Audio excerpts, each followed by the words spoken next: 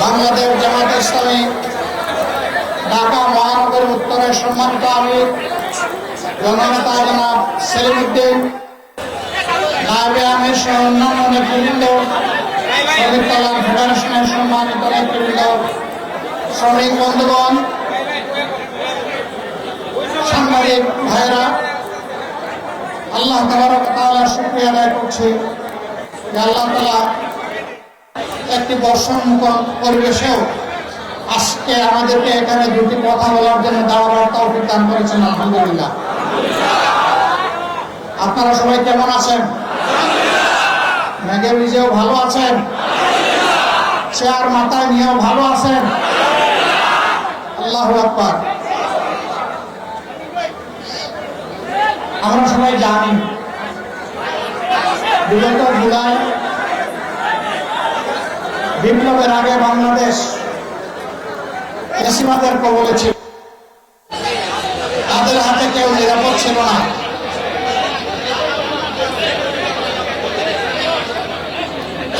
তাদের হাতে কেউই নিরাপদ ছিল না। এই দেশকে নিরাপদ করার জন্য এবং ফ্যাসিবাদের হাত থেকে উদ্ধার করার জন্য ছাত্র তরুণ যুবকদের নেতৃত্বে, শ্রমিক বন্ধুদের নেতৃত্বে এই দেশে আপামর জনগণ রাস্তায় নেমে এসেছিল এবং ফ্যাসিবাদের প্রতীক শেখ হাসিনাকে দেশ ছেড়ে পালাতে বাধ্য করেছিল। এই কাজটি এমনি এমনি হয়নি। প্রচুর মানুষকে এখানে জীবন দিতে হয়েছে। আমাদের হাতে হাজার খানেক মানুষের নিশ্চিত ঠিকানা সংরক্ষিত আছে। তাদের মধ্যে 60% মানুষ শ্রমিক, আর সবাই মিলে 40%। এই শ্রমিকদের বেশিরভাগ আবার অত্যন্ত সীমিত আয়ে, তাদের নুন আনতে পান্তা পোড়ায়, ভালো করে পেটে ভাত দিতে পারে না, কিন্তু নিজের পরিবারের দিকে তারা তাকায়নি। তারা তাদের একটা মূল্যবান জীবন জাতিকে উপহার দিয়ে দুনিয়া থেকে চলে গেছে। আমরা দোয়া করি এই জুলাই আন্দোলনে যারাই নিহত হয়েছেন জালিমের হাতে, আল্লাহ তাদের সকলকে শহীদ হিসেবে কবুল করুন। সম্মানিত ভাইরা, অসংখ্য সহযোদ্ধা, তারা আহত হয়েছেন, পঙ্গু হয়েছেন। আজকে তাদের দাবির জন্য যেদিন জুলাই সনদে স্বাক্ষর হবে পর্যন্ত তাদেরকে রাস্তায় নামতে হচ্ছে। আমি মনে করি এই জাতির জন্য একটি লজ্জাহত। আমরা বারবার দাবি তুলেছি, তাদেরকে স্বীকৃতি দিন, সাংবিধানিক স্বীকৃতি দিন তাদের। কিন্তু না, আমাদের ইন্টারিম সরকার তা দেখাতে ব্যর্থ হয়েছে বলেই আজকে তারা সংসদের দক্ষিণ প্লাজায় অবস্থান নিয়েছে। আমরা শুনেছি এখন সরকার এই বিষয়টা গুরুত্ব সহকারে নিয়েছেন, কিন্তু এর মাঝে কিছু অসুন্দর কাজ হয়েছে কিনা আমি নিশ্চিত না।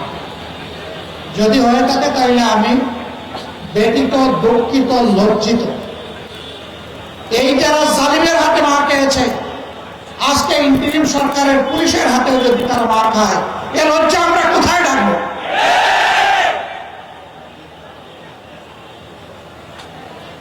আমরা সরকারকে বলবো, দয়া করে নিজেদের দায়িত্বের প্রতি আপনারা সুবিচার করুন। আমরা তাদেরকে রাস্তায় দেখতে চাই না। আরো অনেকে দাবি দেওয়া নিয়ে নেমেছেন।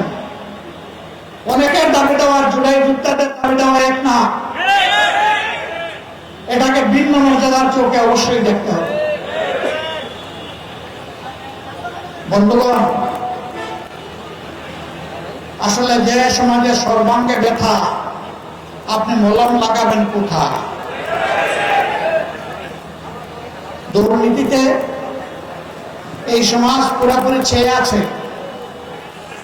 আগেও ফ্যাসিজমের সময় দুর্নীতি হয়েছে, এখন আরো বিপুল শক্তিতে এখন দুর্নীতি হচ্ছে। কোথাও মানুষের কোন শান্তি নেই, নিরাপত্তা নেই, ইজ্জত নেই। প্রতিদিন চাঁদাবাজি, এটা সেটা কেন্দ্র করে মহৎ হচ্ছে, দুর্ঘটনা ঘটে চলছে। এর তো সমাপ্তি অবশ্যই হতে হবে। কে করবে এই সমাপ্তি? যারা নিজেরা ধৈর্য ধরে দায়িত্বশীলতার পরিচয় দিচ্ছে, যারা দেশের মানুষকে নিয়ে আগামীর একটি নতুন বাংলাদেশের স্বপ্ন দেখে, তারাই কেবল পারবে এই যন্ত্রণা থেকে জাতিকে মুক্ত করতে। আমরা একটি নিপীড়িত সংগঠন, আমাদের সাথে যে আচরণ করা হয়েছে, এই পাক তারক উপমহাদেশে কার সাথে সেই আচরণ করা হয়েছে? বাংলাদেশের ইতিহাসে কারোর সাথে সেই আচরণ করা হয়নি। এক এক করে আমাদের 11 জন নেতা সহ হাজারো সহকর্মীকে হত্যা করা হয়েছে। এর পাশাপাশি হাজার হাজার সহকর্মীকে পঙ্গু করা হয়েছে, বাড়ি চালা করা হয়েছে, বাড়িঘর বুলডোজারকে ভেঙে দেওয়া হয়েছে, সবগুলো অফিস বন্ধ করে রাখা হয়েছে, আমাদের প্রতীক কেড়ে নেওয়া হয়েছে, আমাদের সংগঠনকে দিশেহারা সরকার শেষ পর্যন্ত নিষিদ্ধ ঘোষণা করেছে। বলেন, এটা কারো প্রতি করেছে? কোন কালে করেছে? কারো প্রতি এটা হয়নি। কিন্তু যখন বিপ্লব হয়ে গেল, আমরা সিদ্ধান্ত নিলাম এই মজদুর সংগঠনকে এই সবার এগিয়ে আসতে হবে, এই সমাজের পক্ষে মানুষের কল্যাণের জন্য, শান্তি শৃঙ্খলা ফিরিয়ে আনার জন্য। আমরা ঘোষণা দিলাম আমরা ব্যক্তিগত পর্যায়ে কারোর উপর থেকে কোনো ধরনের প্রতিশোধ নেব না। তবে ক্ষতিগ্রস্ত পরিবার এবং ব্যক্তি, তাদের ন্যায় বিচার পাওয়ার অধিকার আছে। তারা যদি আদালতের আশ্রয় নেয়, আমরা তাদেরকে সর্বাত্মক সহযোগিতা করব।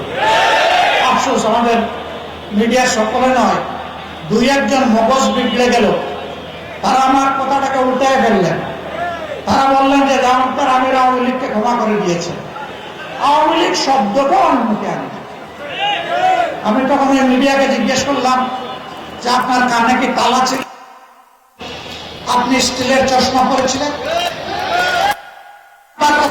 চাপাই দিলেন। আপনি তো এই নিউজটা করেছেন পারভার্টেড নিউজ, ন্যায়ভ্রষ্ট নিউজ। আপনি সাদাকে সাদা বলেন নাই, কালোকে কালো বলেন নাই, আপনি সাদাকে কালো বানিয়েছেন। সম্মানিত ভাইরা, আমাদের অবস্থান ওখানেই আছে। আমাদের সহকর্মীদেরকে সতর্ক দৃষ্টি রাখুন, কেউ যাতে সমাজকে অস্থির করতে না পারে। আমরা বলেছিলাম চলে যান, ইসলাম, হিন্দু ধর্ম, বৌদ্ধ ধর্ম, খ্রিস্ট ধর্ম সকলের উপাসনালয়, মসজিদ সহ সবগুলাকে বার বসা।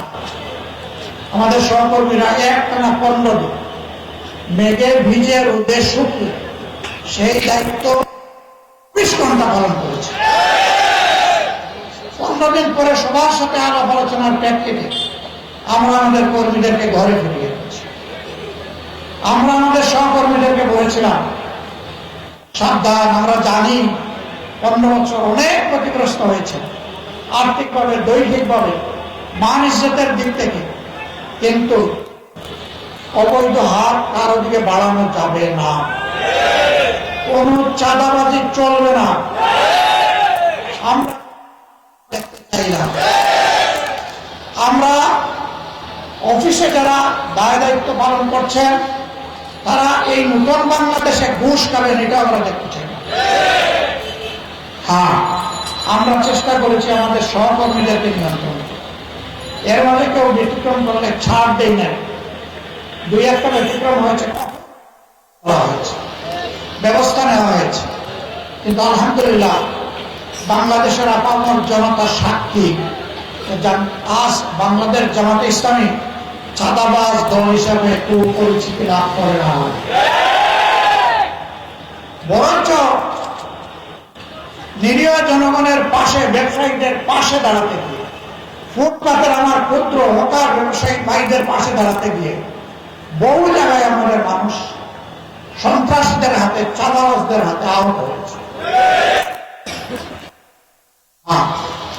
এটি নিয়ন্ত্রণ করার দায়িত্ব সরকারের। আমরা তো সরকারের কেউ না, আমরা সরকারকে দাবি জানিয়েছি, কিন্তু এই সরকার কিছুই করতে পারে। আমরা কথা দিয়েছি দেশবাসী, আপনাদের ভালোবাসা এবং সমর্থনে আল্লাহ রাব্বুল আলামিন যদি আমাদেরকে এই দেশবাসীর খেদমতের দায়িত্ব দেন, সরকার গঠনের সুযোগ দেন, আমরা নিজেরা চাঁদা তুলব না, নিরীহ জনগণের কাছ থেকে জুলুম করে এবং কাউকে চাঁদাবাজি করতে দেব না।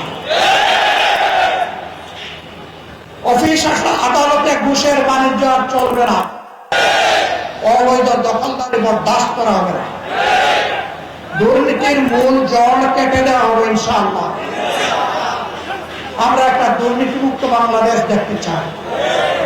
জাতি, ধর্ম, দল, মত নির্বিশেষে 18 কোটি মানুষের প্রত্যেকটা নারী পুরুষ রাষ্ট্রীয় সংবিধান স্বীকৃত তার সকল অধিকার সমানভাবে ভোগ করবে ইনশাআল্লাহ।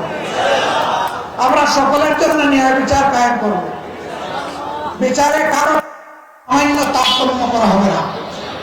আমাদের শ্রমিক ভাই বোনদেরকে নিজেদের ন্যায্য দাবি আদায়ে রাস্তায় নেমে আর জীবন তারা ঘরে বসে তাদের অধিকার পাবেন।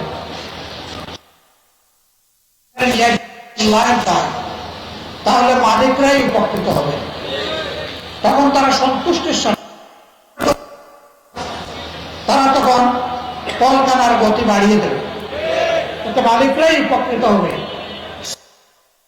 বাঁচবেন না।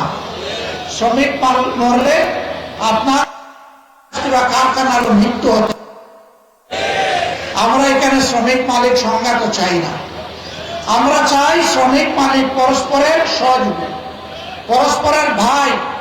আমরা এই সহমর্মিতা সহযোগিতার ভাবটাই আমরা এখানে স্থির করতে চাই। কিন্তু আফসোস, যুগের পর যুগ বিভিন্ন শ্রমিক সংগঠন আমাদের শ্রমিক ভাইদের অধিকারকে বিক্রি করে নিজেরা লাভবান হয়েছে। শ্রমিকদের ন্যায্য কোনো দাবি তারা আদায় করে নাই। শ্রমিকরা পথে পথে কষ্ট করেছে, জীবন দিয়েছে, পঙ্গু হয়েছে, চাকরি হারা হয়েছে, লাভবান হয়েছেন নেতারা। বাংলাদেশ জামাত ইসলামী এই বৈষম্যের বিরুদ্ধে। সম্মানিত ভাইরা, এই কাফরুল মিরপুরে এক সময় কিসের রাজত্ব ছিল তার সাক্ষী আপনারা। আল্লাহ তাআলার কাছে সাহায্য চাই, আবার যেন সেই দুঃশাসন এখানে ফিরে না আসে, আরো হাত ধরেই যেন এখানে ফিরে না আসে। এই এলাকার মানুষ শান্তি এবং সম্মানের সাথে যেন বসবাস করতে পারে। ব্যবসায়ীরা তাদের জায়গায় ব্যবসা করবে, চাকরিজীবীরা চাকরি করবেন, ছাত্রছাত্রীরা তাদের লেখাপড়ার কাজ চালিয়ে যাবেন, মা বোনেরা পেশাগত এবং সাংসারিক দায়িত্ব পালন করবেন। যার যার জায়গায় সম্মান এবং নিরাপত্তার সাথে তারা এই দায়িত্ব পালন করবে। আমরা সেই রকমই একটা কাফরুল এবং সেই রকম একটা মিরপুর গড়ে তুলতে চাই প্রাথমিকভাবে, এবং আমরা সারা বাংলাদেশের চিত্রই একাকার চাই, একই ধরনের চাই। আমরা কোথাও উন্নয়নের ক্ষেত্রে কোনো বৈষম্য চাই।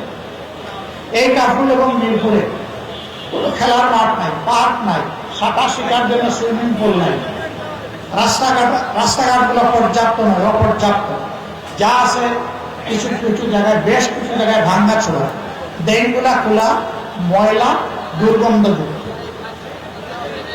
এটা শুধু মিরপুরের কাফরুলের দৃশ্য না, এটা আমাদের আধুনিক তিলোত্তমা ঢাকার দৃশ্য। আপনি ঘর থেকে বের হয়েছেন, হয় আপনার নাক দুর্গন্ধ প্রুফ হয়ে গেছে, অথবা নাক চেপে আপনাকে রাস্তা অতিক্রম করতে হবে। এর পাশাপাশি ছিনতাইকারী, চোর, ডাকাতদের, বাটপারদের হাতে আপনাকে করতে হবে। আমরা এই সকল যন্ত্রণা থেকে সমাজকে মুক্তির জন্য লড়াই করতে চাই ইনশাআল্লাহ। আমরা সমাজের অপকর্মে লিপ্ত, দুর্নীতিতে লিপ্ত, চাঁদাবাজিতে লিপ্ত তাদেরকে একটা সিম্পল মেসেজ দিতে চাই। এই সব অপকর্মের বিরুদ্ধে লড়াই আমরা শুরু করেছি, এগুলা খতম না করে আমরা বিশ্রাম নেব না। আমরা থামব না, মাঝপথে থামার কোনো প্রশ্নই আসে না। সব কিছুকে গ্রাউন্ড লেভেলে নামিয়ে না আনা পর্যন্ত আমাদের লড়াই অব্যাহত থাকবে। সেই লড়াইয়ের কি গর্বিত অংশীদার আপনারা হবেন? রাজি আছেন? বলবেন যে আমাদেরকে নিয়ে ঘরে বসে থাকবেন কিনা? না না, আপনাদের সাথে পিছনে নয় সামনে থাকবো। আমরা জিতবো না হারবো এটা আল্লাহ তাআলার ফয়সালা, কিন্তু মানুষের জন্য, মানুষের মুক্তির জন্য আমাদের লড়াই আল্লাহর উপর ভরসা করে আমরা চালিয়ে দেবো। আসুন একটা নিষ্কলুষ শান্তি সৌম্যের মিরপুর কাপড় অহিংস একটা কাজ এবং মিরপুর গড়ার জন্য নতুন করে আবার আমরা শপথ নিই। দাঁড়িপাল্লা ইনসাফের প্রতি মহান আল্লাহর কাছে তওফিক চাই। আল্লাহ তাআলার দেওয়া এই ন্যায়নিষ্ঠ প্রতীকের সাথে আমরা যেন কোনো ধরনের বিশ্বাসঘাতকতা, আমরা যেন আল্লাহর দেওয়া এই প্রতীকের মর্যাদা রক্ষা করতে পারি। এই প্রতীকের কথা কালামে হাকিমে উল্লেখ করা হয়েছে। ইন্নাল্লাহা ইয়া'মুরুকুম বিল আদলি ওয়াল ইহসান। আল্লাহ তাআলা তোমাদেরকে নিশ্চিতভাবে নির্দেশ দিচ্ছেন তোমরা সমাজে ন্যায় বিচার সুবিচার কায়েম করো। এই নিজাম, এই পাল্লার মাধ্যমে তোমরা পাল্লায় সঠিক ওজন করো। এই ওজনের মানে শুধু মাল ওজন, মালের ওজন এবং মানুষের অধিকারের ওজন, সবকিছু এই পাল্লায় হবে ইনশাআল্লাহ। আপনারা দোয়া করবেন। কষ্ট করে এসেছেন, বৃষ্টির মধ্যে এসে দেখি এখানে বলা হচ্ছে দাঁড়িপাল্লার প্রতীকের স্লোগান, কিন্তু সবার মাথায় দেখি একটা করে চেয়ার, কারণ উপর থেকে বৃষ্টি পড়ছে। এখন আল্লাহ তাআলা রহম করেছেন, চেয়ার এখন আমাদের কোমরের নিচে চলে গেছে, এখন আর মাথার উপরে না। আল্লাহ রাব্বুল আলামিন আমাদের সবাইকে দেশের জন্য, মানুষের জন্য, আল্লাহর জন্য, আল্লাহর দ্বীনের জন্য, মানবতার জন্য, দেশের জন্য, বিদেশের জন্য, মানবতার জন্য দুকে দুকে মরছে সবার সোনার বাংলাদেশ, নতুন বাংলাদেশ, স্বপ্নের শহীদদের বাংলাদেশ, জুলাই যোদ্ধাদের বাংলাদেশ, 18 কোটি মানুষের প্রাণের বাংলাদেশ গড়ার জন্য আল্লাহ তাআলা বাংলাদেশ জামাত ইসলামকে কবুল করুন। আমরা একা ক্ষমতার সাহায্য নিতে চাচ্ছি না, ক্ষমতার কোনো সাহায্য নিতে চাচ্ছি না। আল্লাহ যদি সরকার গঠনের সুযোগ দেন, আমরা ইনশাল্লাহ সবাইকে নিয়েই করব। এমনকি নির্বাচনে যারা আমাদের বিরোধিতা করবে তাদেরকেও বলবো আসে। এই মূলনীতির ভিত্তিতে আমরা দেশটাকে দুর্নীতি নির্মূল করে একটা সুন্দর বাংলাদেশ, দুর্নীতিমুক্ত বাংলাদেশ গড়তে চাই। আপনারা আসুন, যদি এই নীতির সাথে আপনারা একমত হন। যারাই একমত হবেন তাদের ধর্ম কি, দল কি আমরা দেখবো না, তাদেরকে সম্মানের সাথে বুকে ধারণ করে একসাথে সরকার গঠন করা হবে এবং সম্মিলিত সরকার পরিচালনা করা হবে ইনশাআল্লাহ। সেই দিনটির জন্য আল্লাহর দরবারে কামনা করে আপনাদের সবার প্রতি গভীর কৃতজ্ঞতা এবং ধন্যবাদ জানিয়ে বিদায় নেওয়ার আগে দোয়া করে আল্লাহ তাআলা আপনাদের হায়াতে, সিহাতে, আপনাদের ইলমে আমলে এবং রিজকে বারাকা দান করুন।